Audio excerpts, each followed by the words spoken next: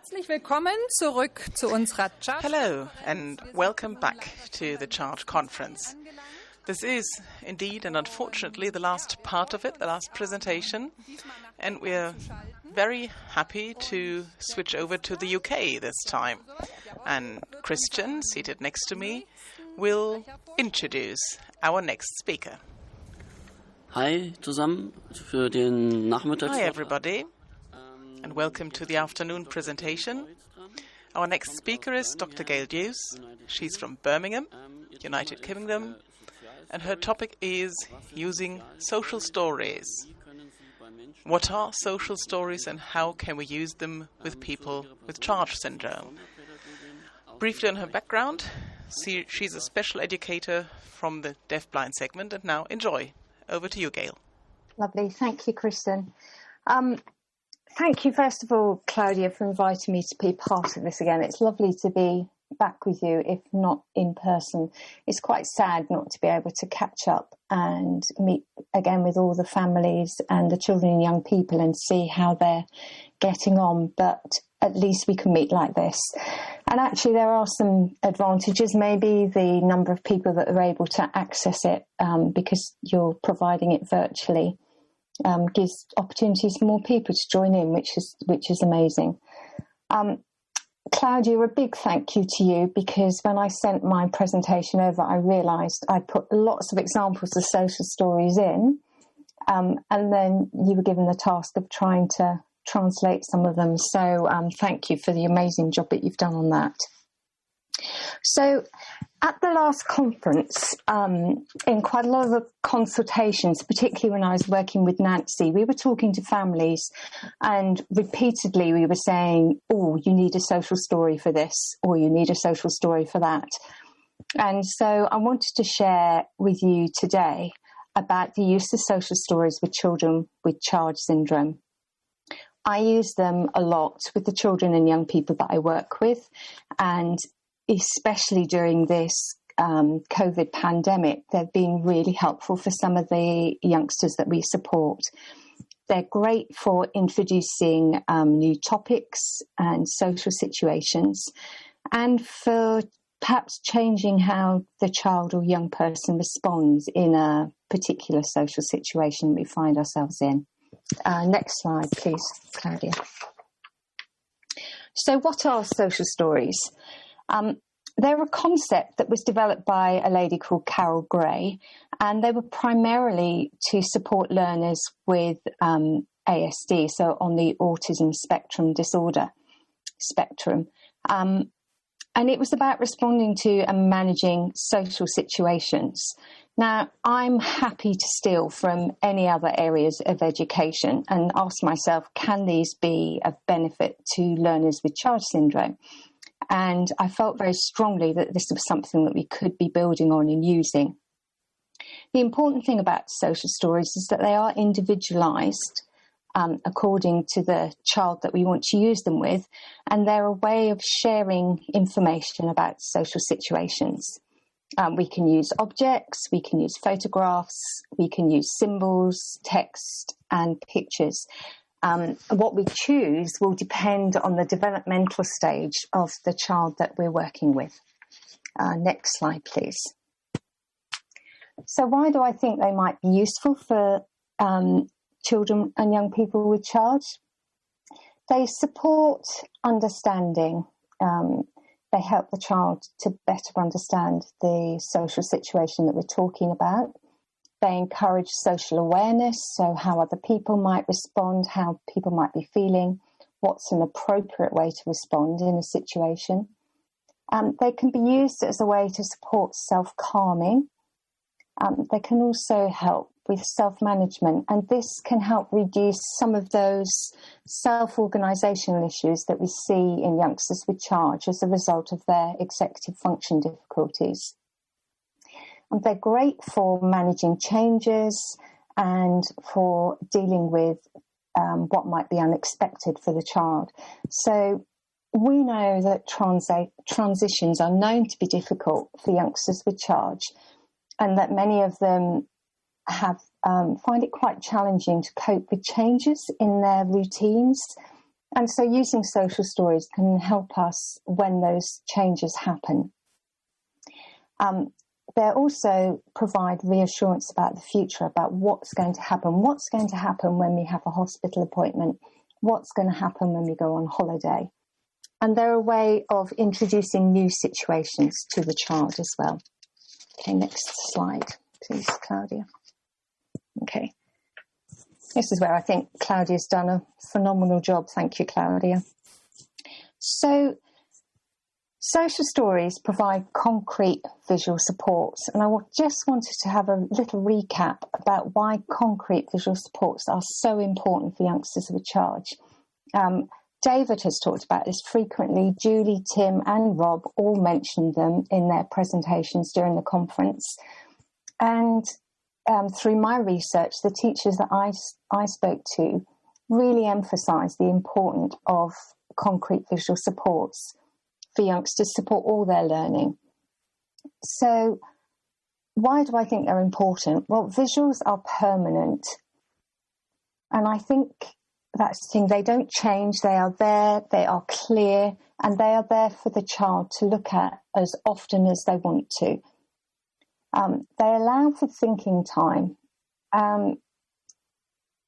Quite a lot of the children and young people that I know, they take more time to process the information that we're presenting to them. And if we present it through speech or sign language, it's very transient. It's there and then it's gone. But if you have a concrete visual support, it's there for as long as they need to look at it to help them process the information and to think about what it is that they're looking at. Visual support transitions, as I've said before, and as an example of a now and next chart being used. They can help us see they can help the child to see what we mean when we're talking about things. So the illustration there is a social story about crossing the street of a youngster with charge with her 2 interveners. Visuals help all children, and we see them particularly used in the classroom everywhere. We see visuals being used at story time, in secondary schools with all the information on the whiteboards. So they are a benefit to all children, not just learners with charge. They support independence and can use them a lot for the youngster, encouraging them to self-check and to look for themselves and remind themselves, oh yes, in this situation, this is what I was going to do, and to help them manage those positive behaviours. Visuals reduce anxiety, and it's so important for our youngsters with charge because we know that they live in a state of heightened stress and anxiety, and anything that we can do to reduce that is going to be helpful to them. Visuals can be used to link home and school. And so, for example, a young lady that I saw last week for the first time is in a residential setting. But when she transitions from school back into home, which is only 50 metres away, there's a complete change in teams. And there is no way of her sharing what she has done about the day. So an example for her would be that we were going to set up a story app so that she could create a visual representation of what she's done on the day. She can choose the photograph she wants to put into it. And then it's there for her to talk about the day with her care staff when she returns to home. Really importantly, and I think particularly for social stories, is visuals are non-judgmental and they don't express the frustration that we might be feeling in every situation. We are only human, and although we may understand why our child or young person is responding in the way that they are, it can be frustrating at times. And so using a visual story actually presents it in a very calm, non-judgmental way, and can help overcome some of those issues that the adults working with the youngster might be feeling. Next slide, please. So how do they support social interactions? Again, this is something that we need to be really mindful of, because research has shown the issues that they can have in supporting, in interacting with their peers, particularly. And youngsters with charge are at huge risk of social isolation. So if we can use social stories to help support those social interactions, then that's got to be a good thing. So we can teach specific social skills and cues.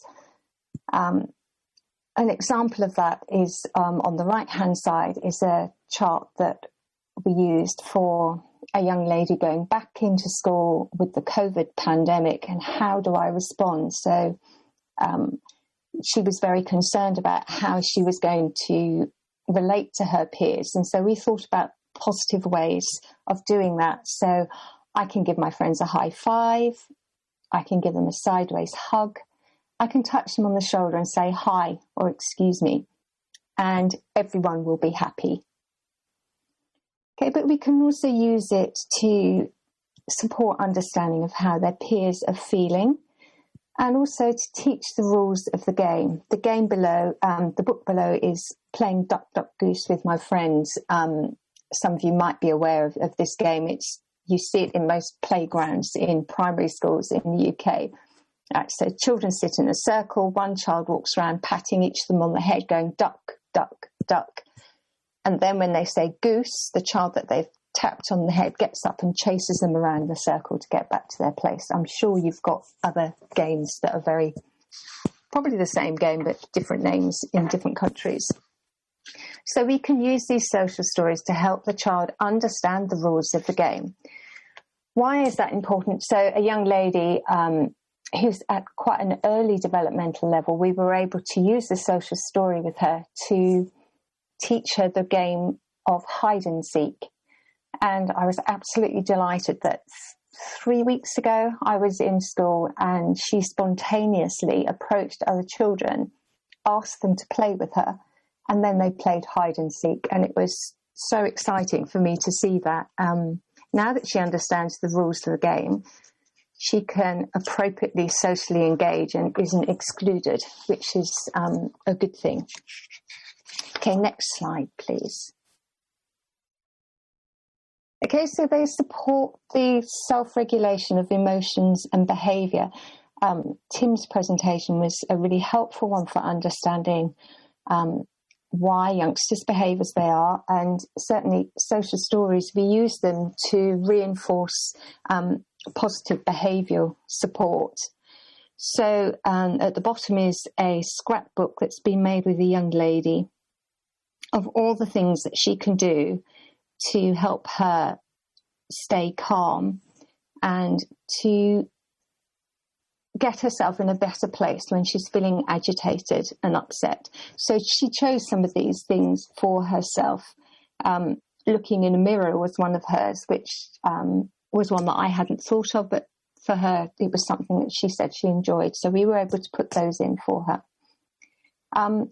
Giving them those strategies for managing emotions is so helpful. So again, another social story set out as a grid is, if I'm feeling angry, I can take 5 belly breaths, deep belly breathing, which is a really helpful calming strategy that we often use in yoga.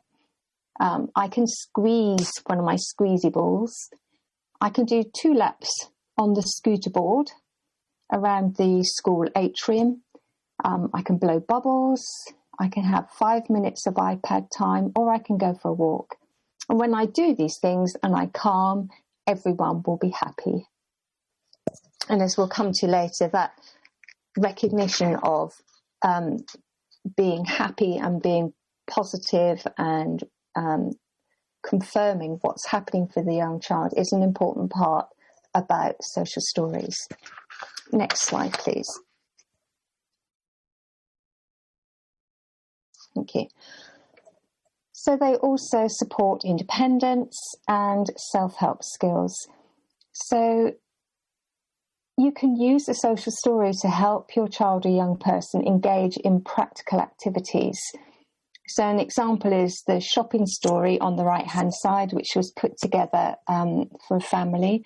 So we're going to go to Tesco's, we'll go in the car, we'll get a trolley, we'll have my shopping list, and then I've actually put different photographs in because I didn't have consent to use photographs of the child or family that I created this for. So it was about the girl, I will help mummy, both children had their own shopping list, and then they put the things from their shopping list into the trolley. And at the end, everybody's happy and we will have enjoyed our shopping time together. They set out what will be happening, and this helps the child to anticipate the events and the order that they're going to occur in. But it also explains what the expectations are of them. So for the shopping one, the expectation is that you will sit in your car seat in the car, then you'll help find the trolley, you'll have your shopping list, and you will find the things from your shopping list and put them in the trolley, and then we'll go and pay for them. So that they know what the expectations are. Again, that reduces anxiety and they know what to do.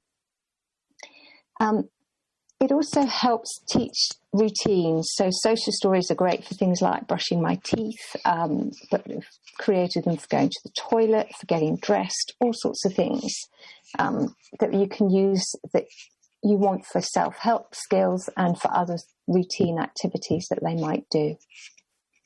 Okay, next slide, please, Claudia. Okay, I think this is a really important one, and this is often why I introduce social stories for youngsters. If we have social situations that are potentially difficult, then we can use social stories to help prepare for those challenging things. And again, it sets the criteria, it sets the rules for engagement, if you like.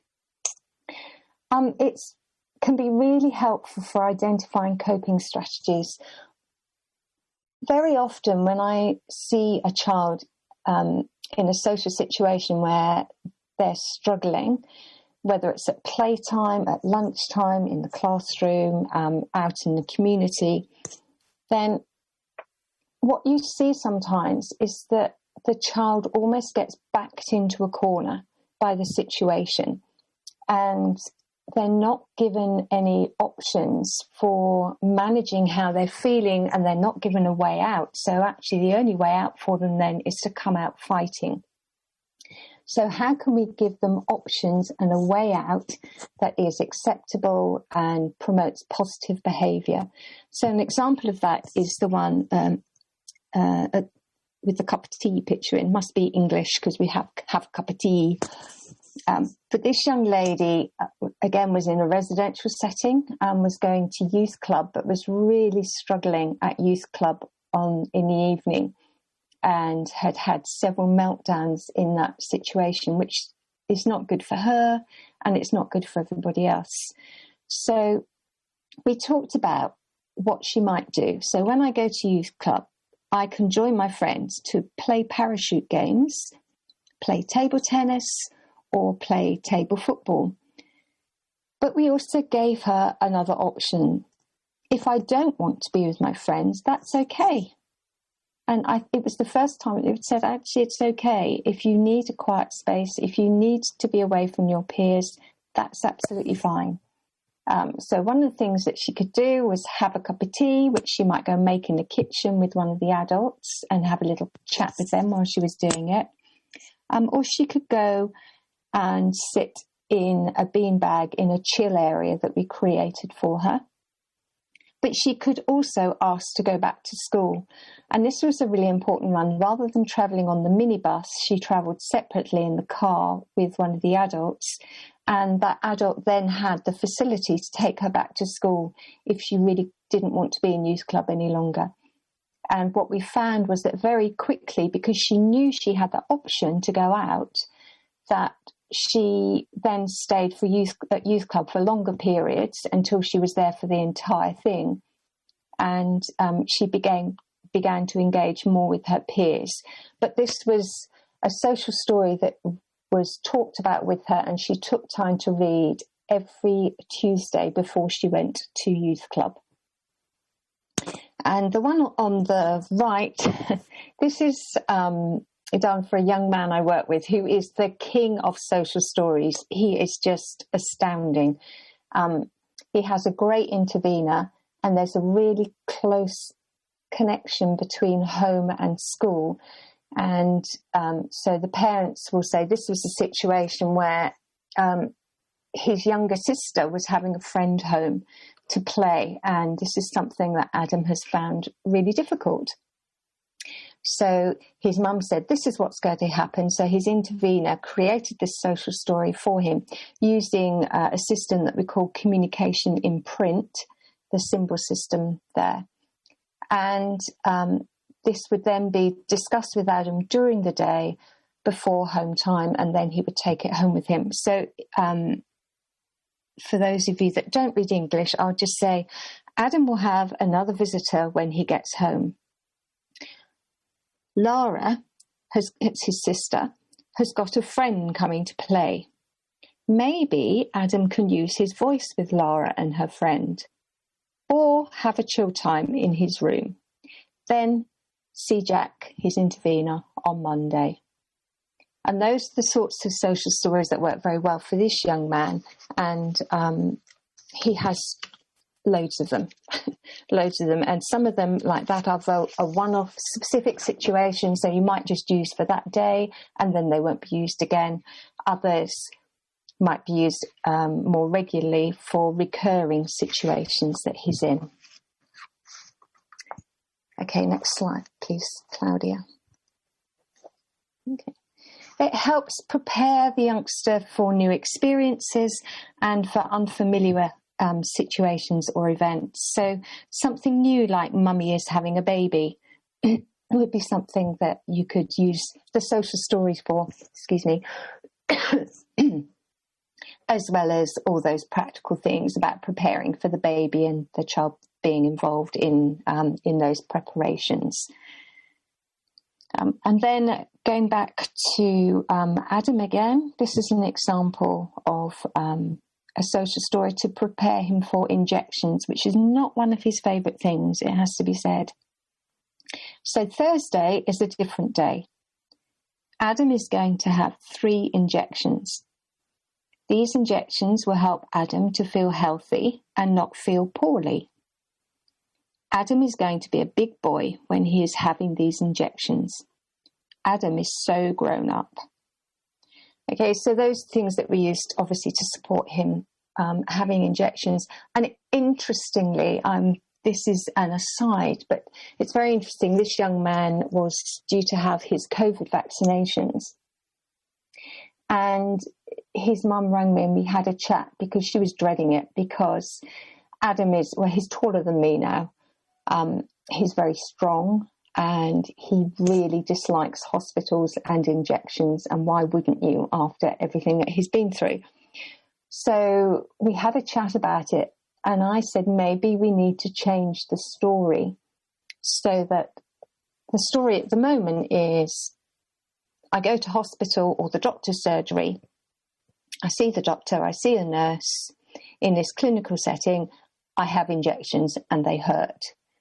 And there's so much history there for this young man that it's a really traumatic situation for him and for his family. So instead of that, this time, maybe change the story and maybe a nurse could go into the home and give Adam his injections in the home, or maybe he could go to a vaccination centre that isn't a hospital and have his vaccinations done there. So all those are issues that we need to constantly think about the stories of these children, and maybe changing the story in that way and using a social story to help that is going to be beneficial. Okay, next slide, please, Claudia. Okay, we can use social stories to help keep our children and young people safe. The top social story is an example of one that maybe you can find on the internet about stranger danger. So a stranger is someone I don't know. A stranger can be a woman. A stranger can be a man. I need to stay close to my mum or dad when we go out. I don't talk to strangers without mum's permission. I don't take sweets from strangers. I can't get in a car with a stranger. I don't go with strangers.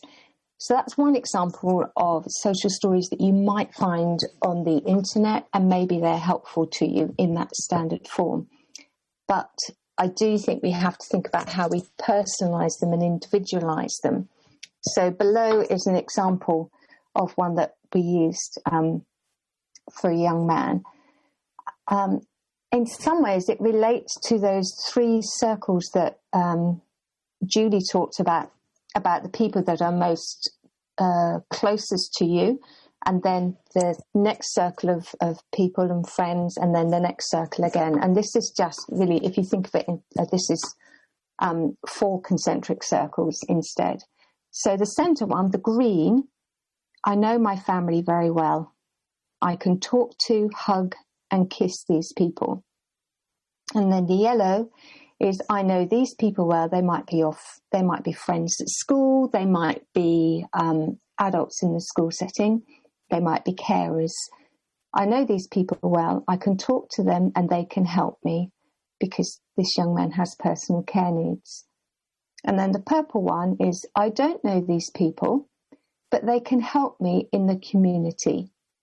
And so we decided we needed to include shopkeepers, policemen, the person that works in Costa Coffee because he likes to go to Costa Coffee for a hot chocolate. But if he was having a difficult situation, a bus driver, conductor, these are people that I don't know them, but actually I can approach them for help if I need to. And then the red is people I don't know are strangers. I should not talk to or touch these people. That seems very extreme, but for this young man, he would, as we know, children, I think it was Tim, mentioned about their sociability.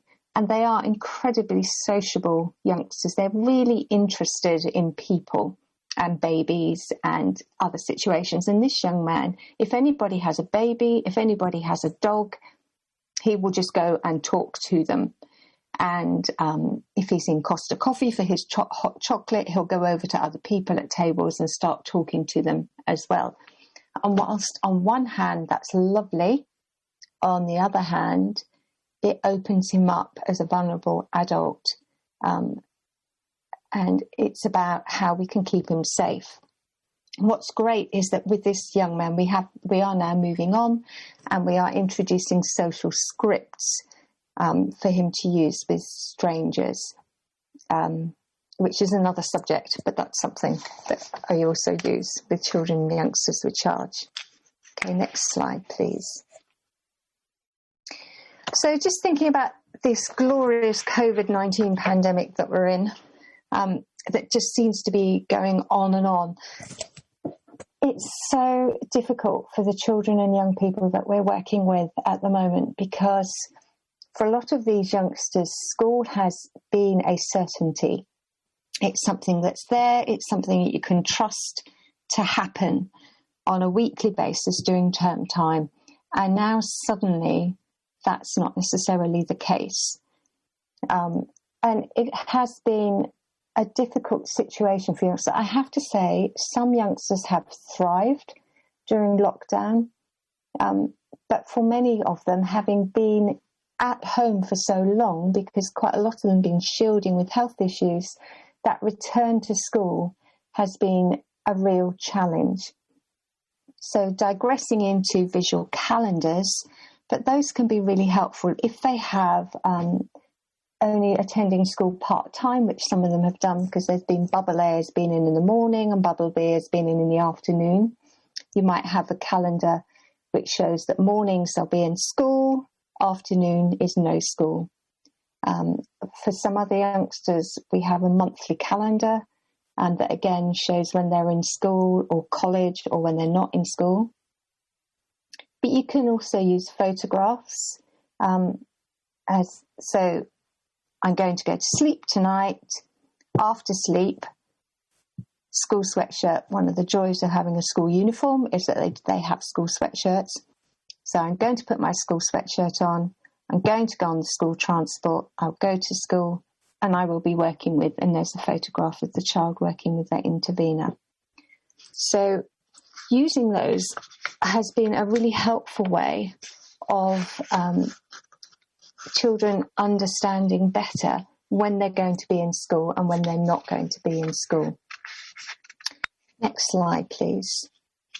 Social stories for things to do and things not to do. So I can wash my hands lots of times. I can use a tissue and put it in a bin when I cough or sneeze. I could smile and wave at my friends. I will sit on my own chair. I will play outside. I will stay 2 meters away from people. I will stay with my group all the time. And then things I'm not going to do was, in this school, they were not allowed to high five each other. We definitely wouldn't be sharing food. I wouldn't be hugging other people, and I wouldn't be holding hands. So again, you can help discuss and talk to the child about what those social rules are in this situation. But also it can be there for them to, one youngster is at his workstation and you can see him point to it and then look at his intervener and then they have a little chat about it. And maybe he will go and wash his hands again because he knows he's got to wash them a lot. So it can be there to help the checking and just to say, yeah, this is okay. We're all doing this. We're all in this together and it's okay. This is what we will be doing. Next slide, please. Okay, now this is a really detailed social story. Okay, it's for a young lady who is in a college setting. And so we had the first lockdown and she managed that pretty well. Then they went back to college.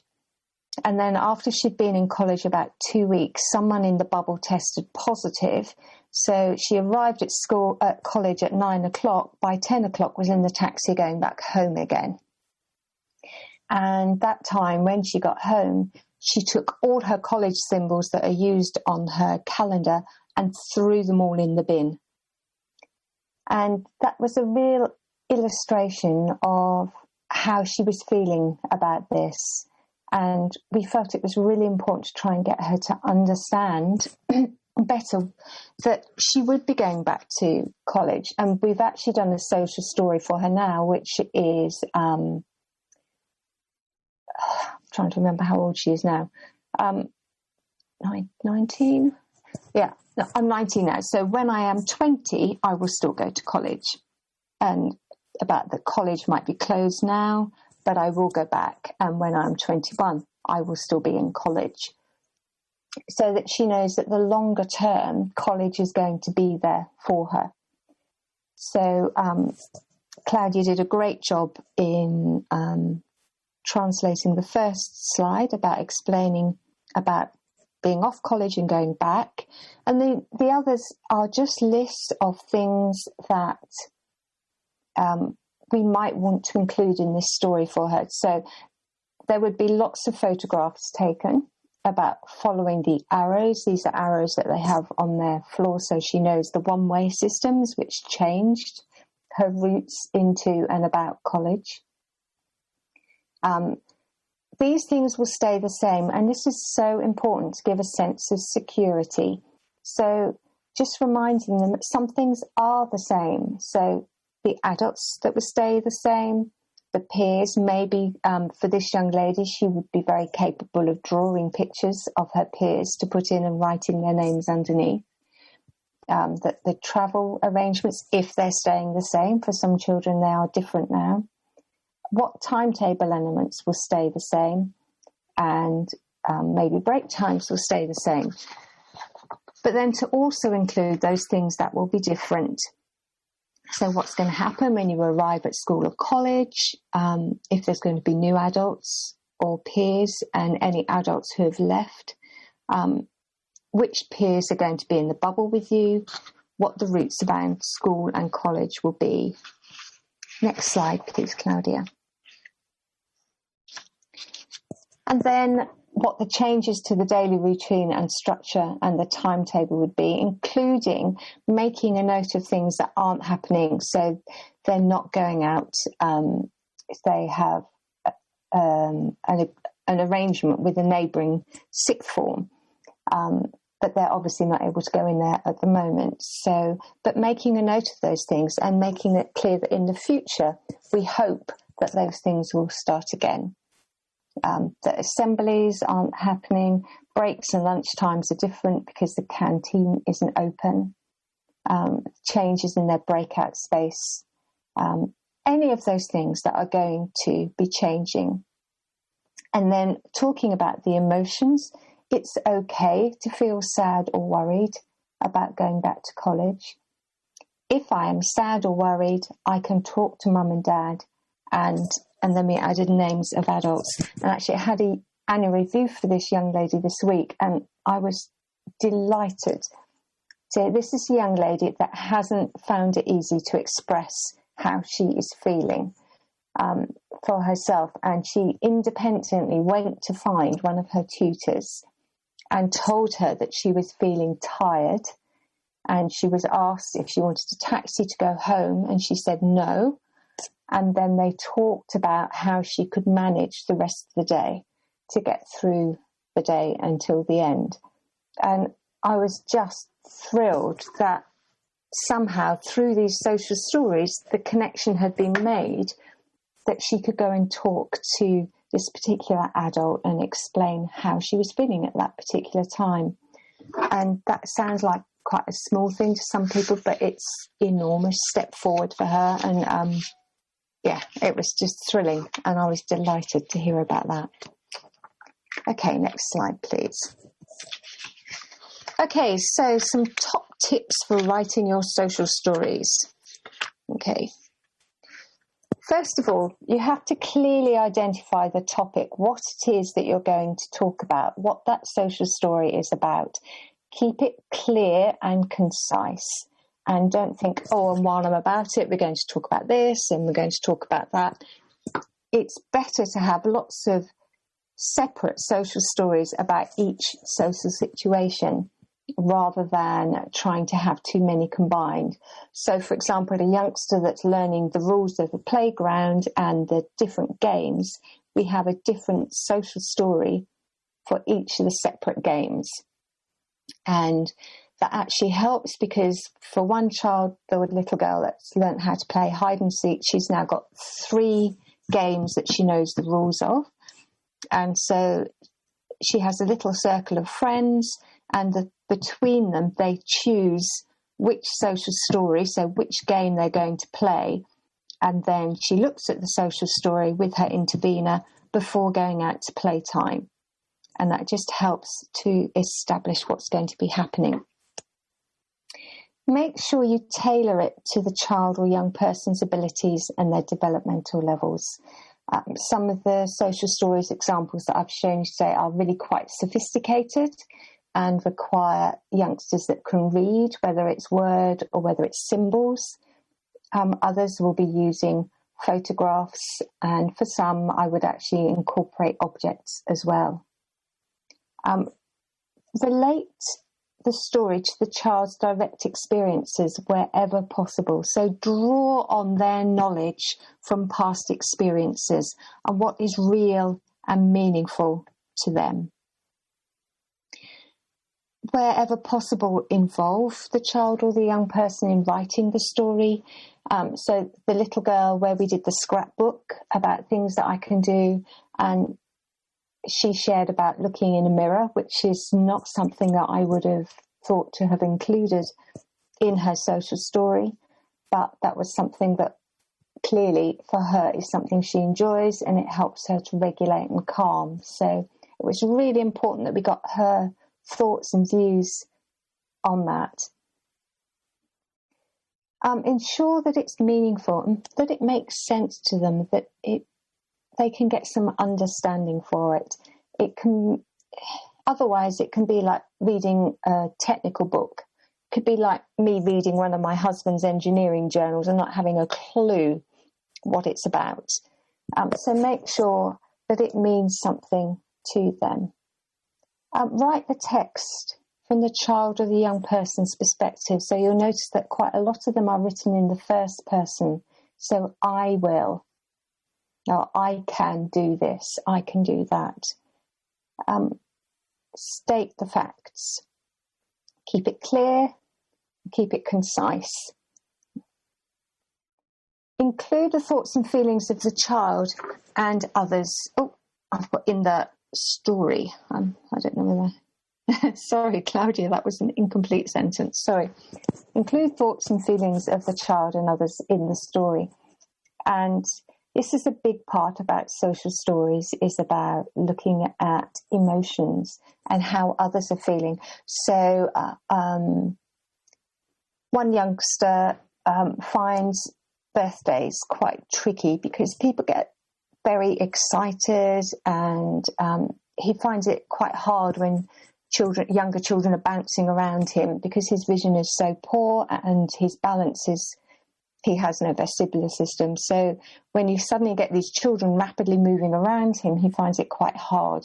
So in the social story, we talked about children being excited and why they might be excited, and that it was okay that they're excited because they're enjoying being with their friends and it's somebody's birthday and we are celebrating. But then within that social story, if you're struggling with the fact that they're all very excited, then you can do this. You can go and sit down, or you can have a balloon, or you can take the balloon out in the garden or something like that. It's very important that social stories use positive language and praise, and hopefully you've seen that in the examples that I've shown you.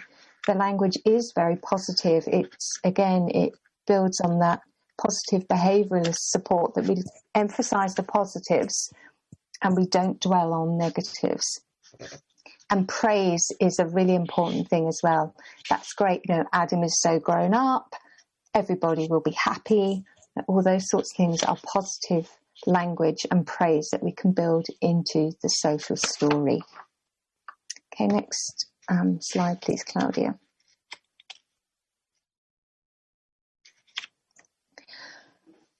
Okay, address that. Now, this works in English, but it looks as though it works. Looks like it's the W questions in German, which is great. So we call them the W questions in English. So where is it going to happen? What the context is. So thinking about Adam's after school today, it's going to be different, and it's going to be different at home. Okay. When is it going to happen? So their understanding of concept of time is really important. So for a child where we use the photographs to prepare them for going to school after the COVID closure, that was only done the night before because that's all that child can manage, and that's their concept of time is very immediate. So you'll go to bed tonight. When sleep is finished, it will be school in the morning. But for other youngsters, it can be a month's calendar or more. Who are the relevant people? Okay, who do you need to include in this social story? So the shopping one is mummy, daddy, and the child, the little girl and her brother were the important ones. And also the shop assistant. What are the important cues? What are the main things about this that we want to alert them to? What information do we really need them to know? How always is included in the work questions, and I know it doesn't begin with WH, but it's one that always gets included. So think about the activities and behaviours that we want them to engage in. How do we want them to respond in that social situation? Okay, and why? What are the reasons or the rationale behind them? Okay, why did Adam need to have those injections? Because they will help to keep him healthy and help him to feel well. Make sure that there is literal accuracy. So English is a really bad language for things not me. You write something and it doesn't mean that literally. So a child I saw recently was told that they had better pull their socks up. And so the teacher said, "What's she doing?" I said, "Well, she's pulling her socks up because that's what you told her to do." And she said, "Yes, but I didn't mean that." And I said, "I know that. Pull your socks up means that you need to do better." Okay, but literally for that little girl, it was, okay, I need to pull my socks up. So make sure that there is literal accuracy and that the meaning is very clear to them. When you introduce new stories, you need to read them frequently, and you need to read them before those challenging situations are likely to occur. And so for a new situation, so for Adam, the one about his sister having a friend home, which was a big thing that we'd been working towards, he may have looked at that social story during the course of the morning 10, 15 times, and he kept revisiting it in his head.